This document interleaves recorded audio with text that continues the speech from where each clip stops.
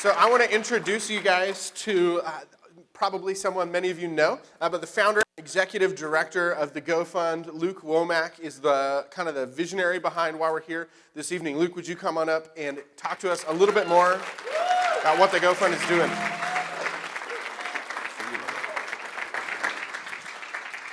Well, thanks, Justin, and guys, thank you so much for being here tonight. Wow, this is tremendous, an incredible opportunity, and something I've personally been looking forward to for about 3.5 years.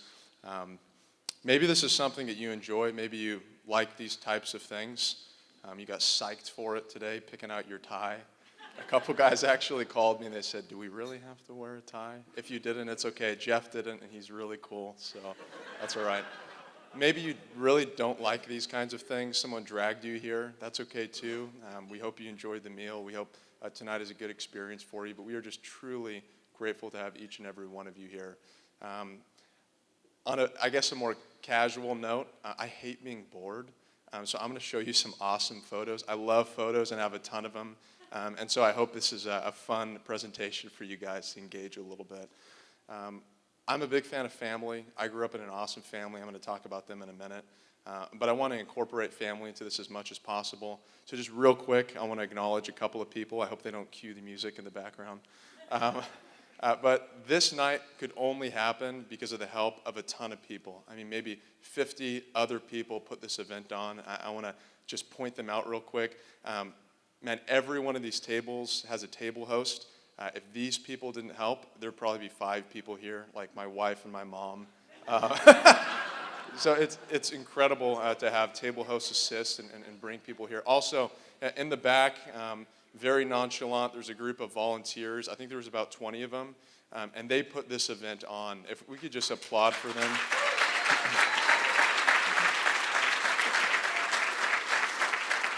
Guys, thank you so much. And actually, leading that team was Matt and Ashley Sonke. Can you guys just stand up real quick? Can I embarrass you?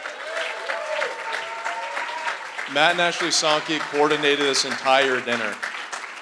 Thank you, guys. Matt's one of those guys where when you ask him to do something, he does it. And you don't have to ask, you just know that he's going to do it. And Ashley's so creative. Anything you see here tonight that looks good came from Ashley's mind. So, guys, thank you so much. And finally, I just want to thank 2 more groups of people, and I promise I'm going to start. My board members, Chris Lucy, Brian Zuniga, and Craig Fullman. These guys are my rocks, and I'm a young man. I would not be able to do this without their expertise. So, guys, thank you so much. Very last, my wife had a baby 5 weeks ago, and she's the most beautiful woman here. And I wouldn't be able to do this without her. She's crazy enough to follow me, so go figure. So anyways, on the topic of family, I wanted to share with you guys about my family. This is a picture circa 1995 of my family. I think we have the attire to boot, and you'll notice my dad has a little hair flip on the back. It's really awesome. I was privileged to grow up in a pastor's family. Some people think that's a bad thing. For me, it was a tremendous privilege. I remember almost every single night, as far back as my memory goes, as my parents would tuck me into bed with Elmo, my dad would share a Bible story with me. Every single night. Jonah, David and Goliath, Abraham, Moses. This is how I grew up. And you know what? I thought that was normal. It wouldn't be until 15 years later where I would learn most children on the planet don't have that opportunity. And in fact, many can't have the opportunity because their parents don't know the gospel. They haven't heard it before. And so things essentially went downhill from there. It's a really embarrassing photo, but I told you I'm going to try to entertain you. This is a picture of me in middle school. That was a really dark time of my life. Ask my parents. Actually, I have so many stories from middle school, but essentially it involved cursing at my teachers and mocking them. It involved trying to win the favor of other students in middle school by getting into fights. Embarrassingly, I was arrested in 7th grade for vandalizing school buses with a couple of my good friends. I'm pretty sure all of them are in jail now. That's actually not a joke. It's really sad. But these are the types of friends I was choosing and associating with. Really unfortunate time. In high school, I really went the other direction. I went the pious route, and it was pretty bad because as a 15-year-old kid, I began to try to tell other people how to live their lives. My dad had taught me the Bible so well, so I thought, I'm going to do what he does. But he's been doing it for a couple decades. That's the part I forgot. I remember my senior year specifically thinking, what's the best thing I can do with my senior year? I want to invite everybody in my senior class to my parents' house for a Bible study. And so I did just that. I had a guy design some flyers. I actually found it the other day. So this was from 2006, I think. It says, "What difference does Jesus make?" It probably should have said, "What difference does good graphic design make?" It's just the ugliest flyer I've ever seen. But I also have a memory from that exact same day when I stood outside the door to my classes passing out these flyers. And that was an unfortunate memory of me cheating on my chemistry test and getting caught in front of the whole class. The guy who's inviting people to his parents' house to teach them about how to live their lives is getting caught in front of the whole class. Incredibly embarrassing. As you can imagine, I was pretty surprised in my arrogance that only 2 people showed up to the study, and they were both my friends and Christians. That's another story. And I really just hit rock bottom in college. Man, I remember sitting down my freshman year of college at Cal Baptist University and writing out my goals. I was a business major, so I'm going to write all my goals down. This will be a good thing for me. And my first goal, I remember it clearly, to be the CEO of a Fortune 500 company. Hey, I'm a business major. That's a good thing. That's germane, right? Good job, Luke.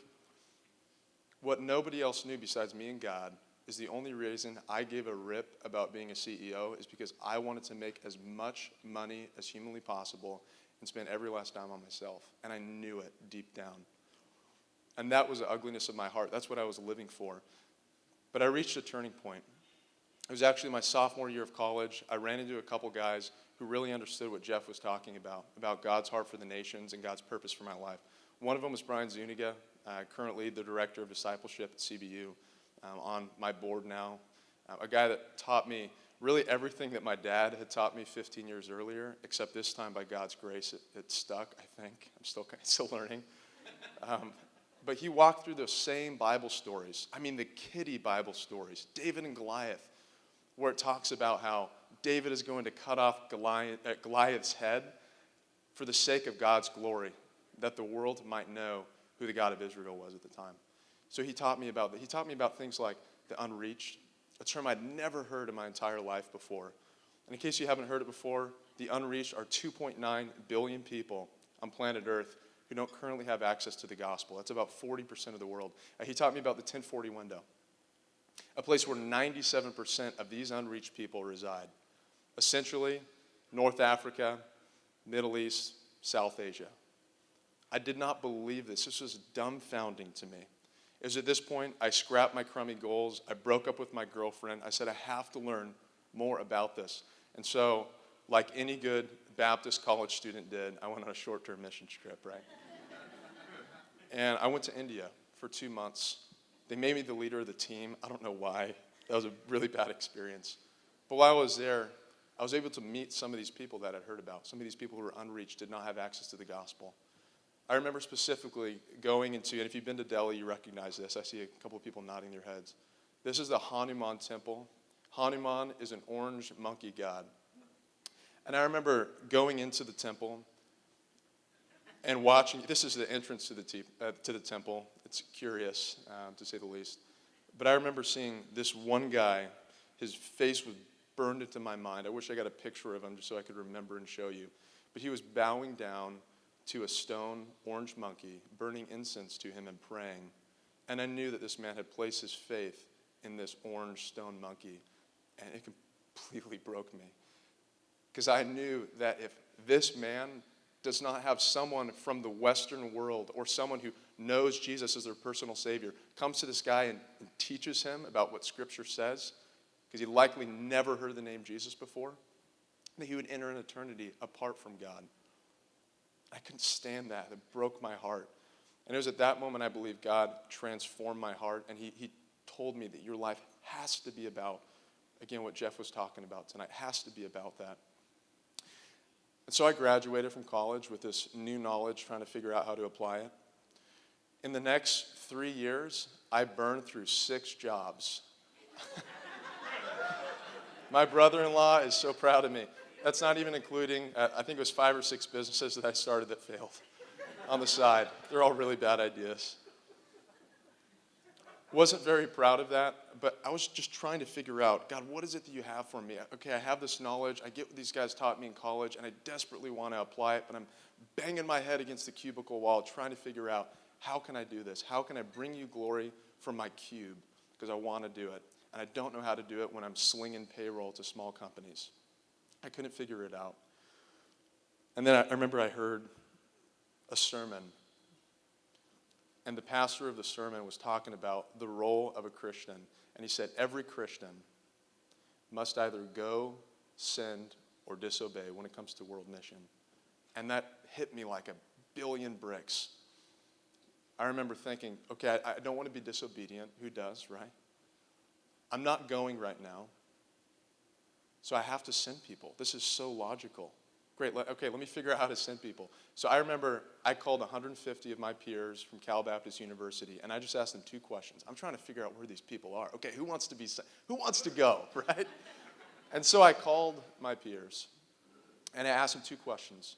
Number 1, have you ever considered a career in missions to the unreached, long term?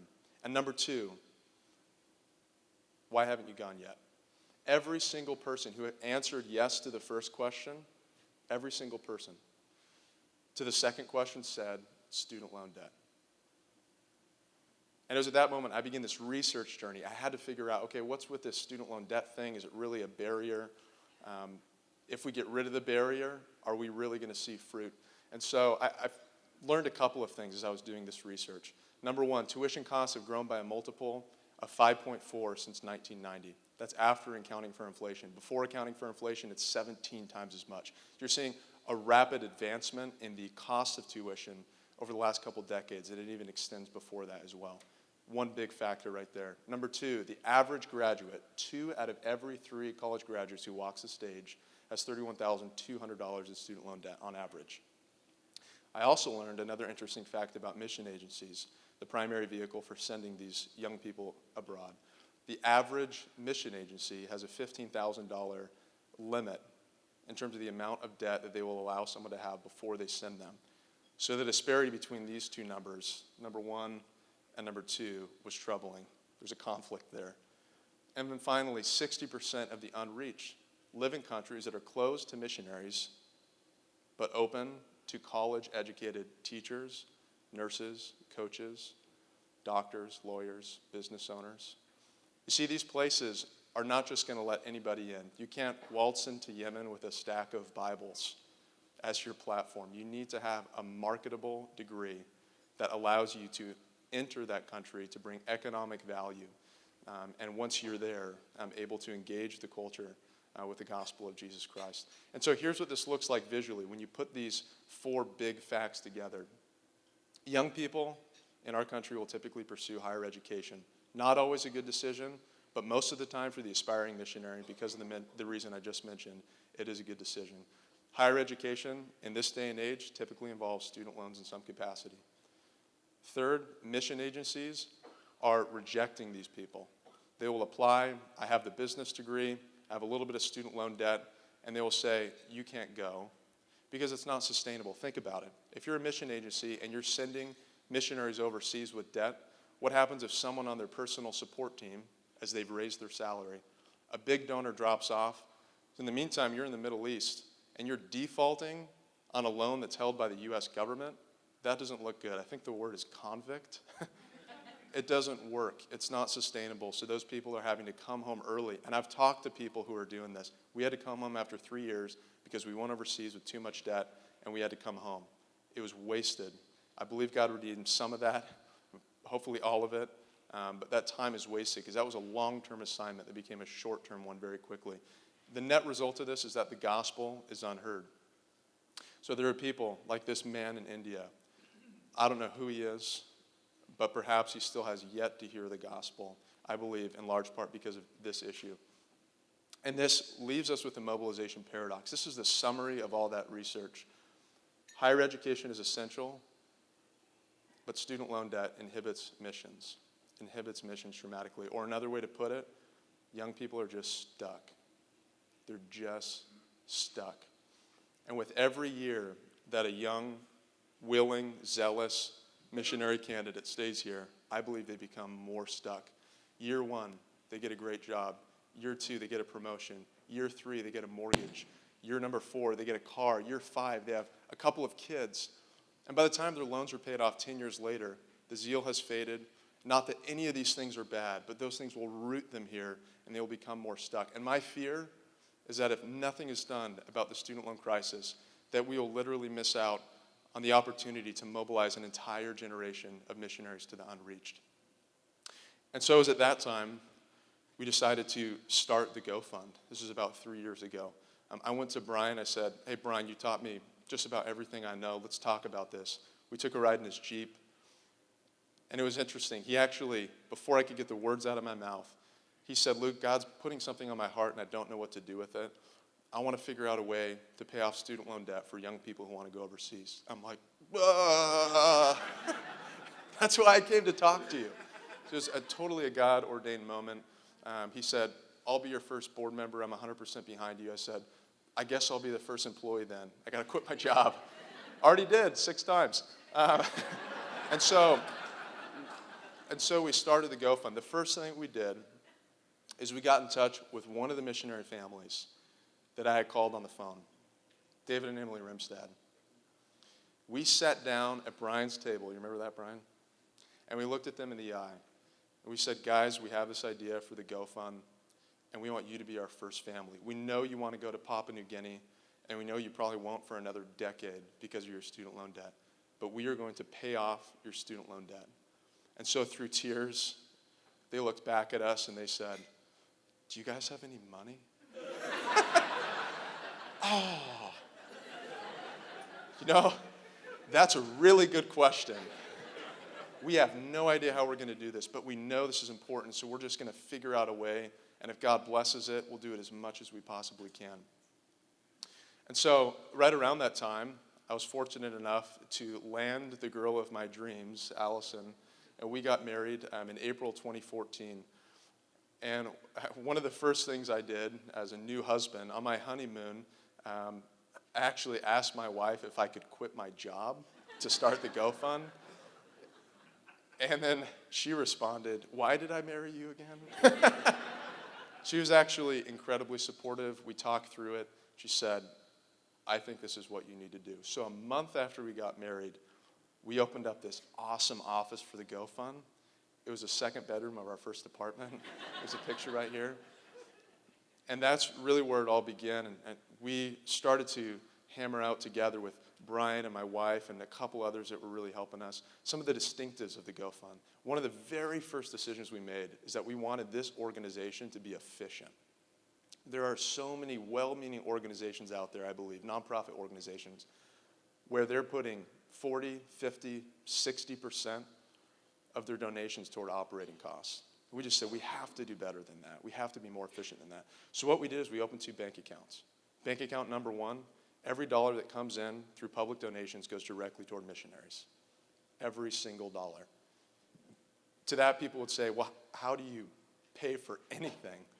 So what we've done is on the other side, we've decided to raise operating costs completely separately. So board of directors, sponsors, people who want to get on board with covering those operating costs. The first operating cost of any organization typically is a salary. It's labor, the largest one as well. And so one of the first things we did is we began to raise support, raise my salary. We went to about 100 families. We said, will you support us? Here's the idea. And about 50 people did. Huge honor. And they said, we're going to get behind you. We want to journey through this with you. As we were sitting down with these people, though, they had some awesome questions that helped us continue to nail down the distinctives. And we decided every person that we send has to be going to the unreached. We're not going to send to reached regions. We want to send to places who have least access to the gospel of Jesus Christ. Has to be about that. Also has to be long-term. We're not sending short-term missionaries. I love short-term missions. I was impacted by it. God changed my heart on a short-term mission. But if we're talking about people who are planting churches, like some of these families you saw on stage, that doesn't take 3 weeks. It doesn't take 3 months or 3 years. It might take a decade or two, especially some of these who are doing Bible translations, like the Rimstad family. That takes a long time. And finally, through an organization. We weren't just going to send people as lone rangers. We want an organization behind them who has the resources to be able to sustain their mission over there, can provide some services, a good mission agency, also in partnership with their church. Both of those working in unison to help provide accountability and services for these people. And so this is where the mission came from, as we hammered out these distinctives. And that was to enable college graduates to make disciples of Jesus among the unreached. That is what the Go Fund is all about. And the Educational Loan Repayment Program is the program that we developed to do exactly what we're talking about tonight, where we walk people through 3 stages. Now, the first stage is qualification. Missionary hopefuls will apply online for this assistance. We will take them through background checks, credit reports, get to know them, pre-interview them, so we can learn about their story, their situation. Ask hard questions. Why do you guys have student loan debt? What were your degrees in? How will your degrees be used overseas? Practically, is there a connection there? We wanted to make sure this was a good investment. Secondly, we'd move them through the evaluation stage. The evaluation stage is probably one of my favorites. We get 7 people together from different backgrounds, different demographics, and each of these people will contribute toward making a decision. I don't make this choice. Our board doesn't even make this choice. It's a selection committee. There's a couple of you in this room who've actually helped with that. Again, people from different demographics, pastors, we've had school administrators, and it's been an incredible experience to watch the Holy Spirit lead through those groups. And finally, mobilization. This is the really fun part, where we get to do what we did with David and Emily Rimstad and say the selection committee has approved you for loan repayment. Let's figure out how to get you there. And we wouldn't just write a check, right? If someone has $25,000 in loans, we're not just going to write a single check as a lump sum, but we will begin to make monthly payments once they are actually on the field working among the unreached on a monthly basis, so that after 10 years, their loans are paid in full. But if they go for a year, God brings them home, we pay for 1 year's worth of loans, 10%. That way, there's even more built-in accountability so that they stay on the field, if that's what God allows them to continue to do. So in the first year, we had no idea what to expect. We launched this program, and we received 55 applicants from 25 states. And so with quite a few people on our hands, we had to figure out, gosh, how are we going to do this? And so about a year ago, we hosted our first ever vision dinner just around the corner in Anaheim. And we were hoping, gosh, maybe we can raise 10,000, 15,000, 20. That'd be awesome. Are you kidding? We'd be able to send a missionary family, the Rimstads. That would be great. But that night a year ago, donors gave $91,000. And we were able to send all 3 of the missionaries that we had brought in for that dinner right away. That was incredible.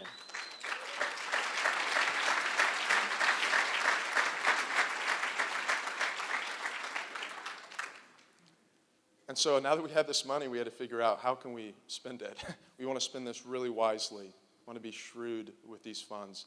And we discovered the $3,000 solution as we put all this research together, where for $3,000, on average, we could put a missionary family on the field for an entire year. There's nowhere else in the American economy where you can find labor that cheap. You don't even get close to minimum wage. And so people ask, how do you do this so cheaply? This is the fascinating part to me, is that you're talking about young people who've already said, I want to do one of the hardest things I can do with my life, and they actually raise their own salaries. So you're talking about people who have jumped over 9 hurdles. They've raised their salaries, and the agencies are still saying no. Again, maybe not a bad decision for them to make, but they're saying no to people who have full salaries. So this is the hurdle, $3,000 for an entire year that gets these well-trained young people who are willing to go to the unreached, to do a Bible translation and plant a church. That is a tiny barrier in comparison to the payoff for the sake of God's glory. I want to tell you about some of them. David and Emily Rimstad, we mentioned a minute ago. You're actually going to hear from them in a moment. An incredible family, hilarious kids, take the best pictures, as some of you are noticing. We were able to launch them after that dinner to Papua New Guinea, I think it was in August of last year. They're actually here now on medical leave. We'll explain that in just a moment. But they were able to spend their first 6 months there, and they're going back shortly after this. The Karras family, incredible family from Illinois. They were at our first dinner last year. We were able to launch them to a geographically isolated group in First Nation Cat Lake to share the gospel with a tribe who had zero access to the gospel as well. We were able to send Brooke and Charlie Weaver a month ago to Central Asia. This one's fun. They're using their degrees in health and kinesiology to open up a CrossFit gym so that they can reach out to the people there in a way that's contextual and uses their education. More recently, we were able to help a couple of families to East Asia. On the right, you have a Prashasta Masuku. Got it, nailed it. And on the left, you have the Kong family, Unsung and Stacy Kong. These are just 5 families. We want to do so much more than this. We've been able to kind of color in our map, and that's been really exciting, but we're not done with 5.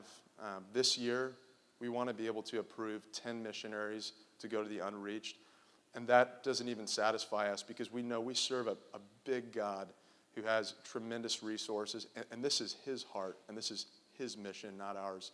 And so our goal is by 2020, if God allows us, to be able to mobilize 500 missionaries to the unreached through the Educational Loan Repayment Program. That is what we are fighting for and what we're going to spend every waking minute doing.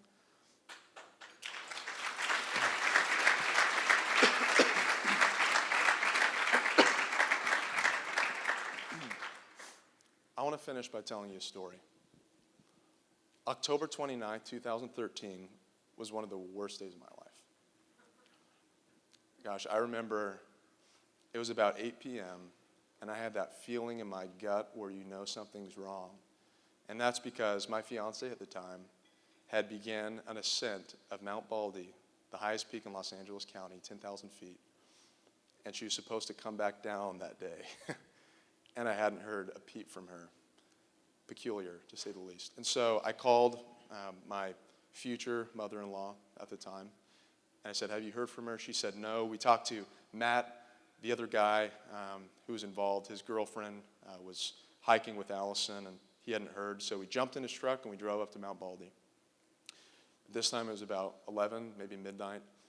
And we got to the top. There's a little parking lot where hikers will start their ascent, and nobody, not a stranger, was up there.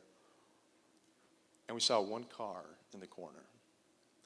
It was a red Toyota Camry, and it was frosted over with ice. And we knew this could not be good because that was Allison's car. And I remember we went back down to the ranger station, and we said, hey, we need help. They issued a search warrant. They called their volunteer rescue team, and it was incredible. Over the next couple of hours, 1, 2, 3 in the morning, we saw people come out of the woodworks, and they were decked out with whistles and all this gear. It was incredible. All volunteers, and we couldn't believe it. Maybe by 6 or 7 a.m., there was 50 people searching. Later in the morning, maybe around hour 12, 13, 14, we saw helicopters launched, 2 helicopters. News crews showed up. A bunch of friends and family came. It was a horrific experience, but at the same time so encouraging because we knew these people are behind us and they know way more about this than we do. So hour 24 passed, hour 30 passed, 31, 32, 33, 34. And with every hour, we began to lose a little hope. Our only hope was in God because we knew if they have to spend another night in sub-zero temperatures at the top of this mountain, the chances of survival are going to decrease dramatically every single night. I remember at hour 36, one of the sweetest hours of my life, I heard friends and family running toward us. I was with another guy. We were praying and hiking, and they said, Luke, we found her. We found her. We found Allison. We couldn't believe it. Our hearts leapt out of our chest. We started running to the helipad where we knew that they were going to drop her off, and we waited, and we saw the helicopter coming around the corner. We knew she was in it. I was so happy to see her. I couldn't believe it. I thought maybe I'd lost her. I remember the helicopter landed, and she got out of the helicopter, and there was this really weird guy with headphones. He's like, don't go. I was like, get out of my way. And I sprinted towards her. And I squeezed her as hard as I could. I think I hurt her. I squeezed her. I was so excited to see her. And she breathed on my neck, and it was ice cold. It was one of the best moments of my life. And this is a picture of her right here. Incredible. I think it's really easy, however, to just make this story about the rescued. To just make it about Allison. Don't get me wrong. That's one of my favorite parts of this story. But I think another crucial part of the story is the rescue team. This is only about a quarter of the people that showed up. Incredible group of people. You see, this is a group of volunteers that came out of the woodworks to give the rescued or the lost person a chance at life. And these people were busy people. They were working people. But the reason they came together is because they had a vision to rescue. Now, this rescue team is not that different from you and I. Working people, busy people, the church. But we know that God has ordained us, the church, as his primary vehicle to reach those who do not have access to the gospel. We know that intrinsically because of what the Bible says. That's an incredible opportunity that we get to step into. I want to invite you tonight to join us, to join the Go Fund as we send out some of these rescuers to places where they do not have rescue teams, and there are a ton of lost people. Would you join the Go Fund as we do that? I believe that together we could see thousands of people come to know the one true Father as we join his great rescue team for the sake of his glory. Thank you.